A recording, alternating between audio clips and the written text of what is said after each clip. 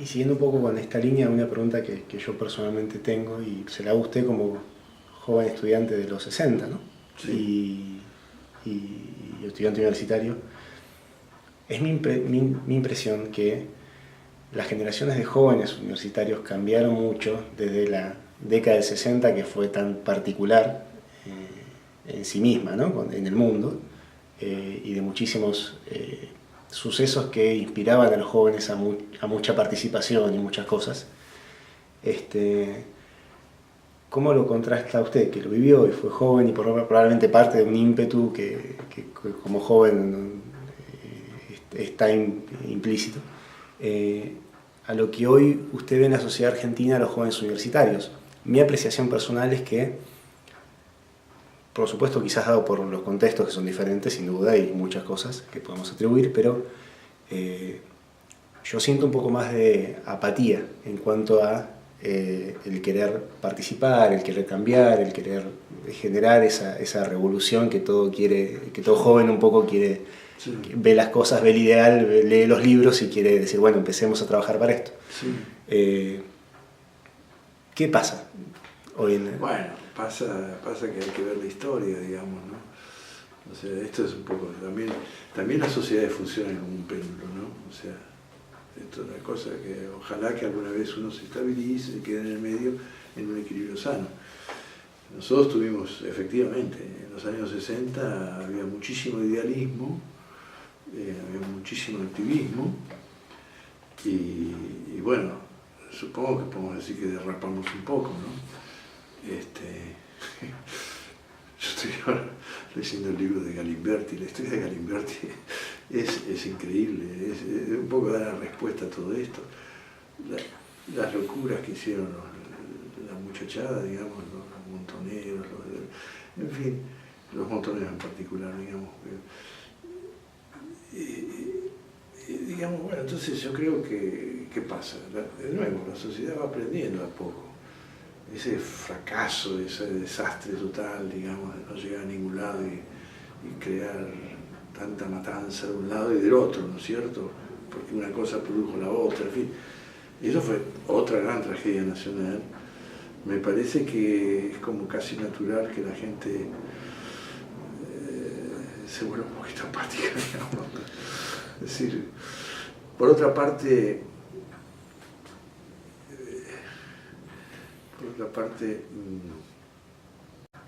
me parece que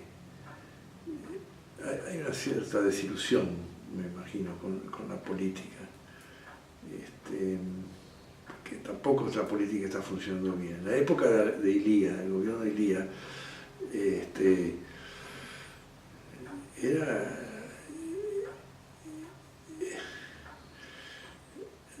había un espíritu de relativa libertad, digamos, y de creatividad a la vez, ¿no? Porque es lo que hace con las sociedades que son libres, digamos, que bullen y a mí me parece claro que después vino toda la etapa fulera del gobierno de Videla y demás. Después Alfonsín también fue un motivo de gran entusiasmo, pero obviamente somos todos seres humanos y no somos perfectos. Entonces uno se sobreentusiasma con las cosas y después vienen las desilusiones. La verdad que el gobierno de Alfonsín es republicano, pero como capacidad de gestión cero, digamos, ¿no? Entonces eso crea problemas. Después vino la otra onda del otro lado, digamos, Menem. Y después vino la hecatombe, digamos, todo el tema pero son pruebas, digamos, la sociedad va haciendo pruebas. Yo lo menciono desde el lado de que si alguien me preguntara a mí cuáles son los grandes problemas de la Argentina, si alguien pudiera encasillarlos en algún lado, uno podría decir la falta de institucionalidad y respeto a las instituciones. Y me atrevería a decir la falta de participación de aquellas personas que tienen el conocimiento en la dirigencia política. Porque en definitiva uno si hace una mirada rápida del Senado, de otras instituciones gubernamentales, quizás las personas que están tomando las decisiones están muy lejos de estar preparadas para hacerlo muchas veces. Y eso un poco también es responsabilidad de aquellos que tienen el conocimiento de no formar parte o querer formar parte de eso, y en eso es lo que veo una gran apatía de la sociedad en cuanto a hacerlo. Sí. Aspirar a que en el Congreso Nacional tengamos las mejores personas, los mejores ciudadanos del país, es un poco no realista, digamos. O sea, es un promedio. Digamos, si yo recuerdo lo que fue el Congreso en la época de Alfonsín, cuando se recuperó la democracia, era muchísimo peor que lo que hay ahora. Hoy dentro de todo, qué sé yo, hay algunas personas que discuten y que presentan proyectos y que cambian ideas. Algunos lo hacen de una forma mala, pero no es tan malo el Congreso Nacional. Y pensemos en países de Europa. España, lo que está pasando en España, por ejemplo. Yo creo que nosotros nos tenemos que ver como una democracia joven, adolescentes, somos adolescentes. Y lo único que tenemos que hacer, mejor país, lo único que tenemos que hacer, a donde tenemos que cuidarnos mucho, es que no se quiebre la democracia. Pues si se quiebra la democracia, creo que volvemos todo para atrás. Pero si no se quiebra la democracia, vamos a ir encontrando el camino. Poco a poco vamos a ir encontrando el camino.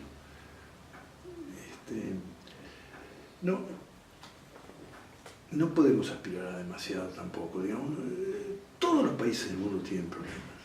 Fíjense Donald Trump, por ejemplo, un país más.